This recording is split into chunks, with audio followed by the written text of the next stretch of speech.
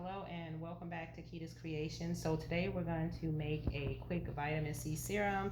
So I just want to go over a few of the items that we're going to be adding to this serum. You will need vitamin C powder or ascorbic acid. So that's what I have here. I'm going to be using some vegetable glycerin, some ferulic acid, and ferulic acid helps with fine lines and signs of premature aging. So that's a good complement to a vitamin C serum. You want to, oh, and it also helps to preserve it as well as this vitamin E oil. So you want to add a little bit of each of those.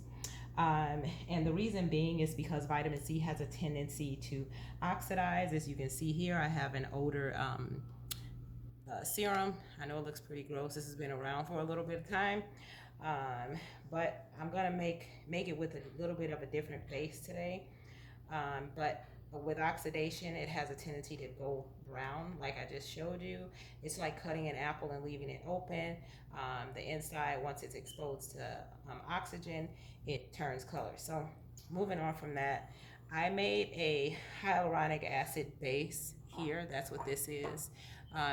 It was roughly, I think I used a little bit of it, but it's a pretty thick serum. I want you guys to see how thick this serum is. So I made this yesterday, and I think to get it this thick, I used about, I think it was about 6 to 8 tablespoons of water with, I believe it was 1/8 or 1/4 teaspoon of hyaluronic acid powder. And so the thing is with the powder, and I have that in another video, with hyaluronic acid, either you can use a high shear mixer to mix it, but because the consistency of it tends to thicken up over time, in my opinion, it's just best to sprinkle the powder over your water and just let it sit for a few hours and it'll completely dissolve and thicken. So let's go ahead and get started. So first, we're going to start with dissolving our acid, or vitamin C, should I say. So I'm going to be using about a 1/4 teaspoon of vitamin C powder. So if I can get my spoon open here. So about a 1/4 teaspoon of vitamin C powder. And that's what we have here. So I'm going to dump that in my little container. I also want to add about, I'm going to say maybe a 1/4 teaspoon of my ferulic acid as well. So that's going to help with those fine lines. And next, I'm going to add maybe, let's see, about maybe a 1/2 teaspoon of vegetable glycerin. Next, I'm going to add some aloe vera. Now this is completely optional, but I'm adding aloe vera gel. So I'm going to add about a tablespoon to my mixture.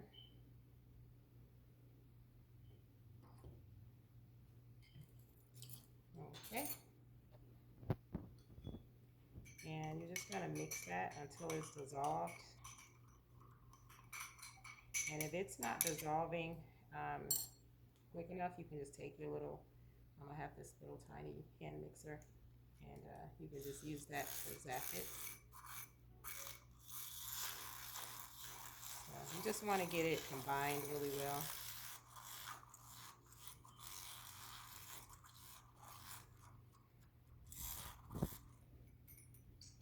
And lastly, I am going to add a couple drops of vitamin E oil. As I mentioned, that vitamin E oil as well as the ferulic acid will both help to keep this from oxidizing as quick. It's going to oxidize anyway, so I recommend storing it in a amber colored jar like this one. Or if you don't have one, you can wrap it in aluminum foil. So I'm just going to go ahead and pour our mixture inside of that hyaluronic acid base and just mix it all together. I'm just going to mix mix this.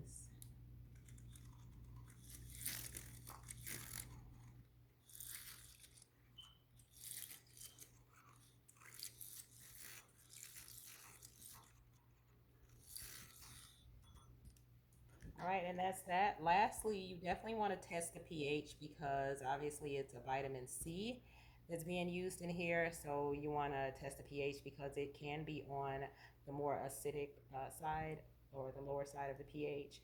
So you want to make sure it's above 4.5. I'm not too much above, but you definitely don't want it to be below 4. So you want to just check the pH and make sure it's not too harsh. Okay, so other than that, that concludes the video for today. I hope you guys enjoyed this video. Until next time, thanks for watching Kita's Creations.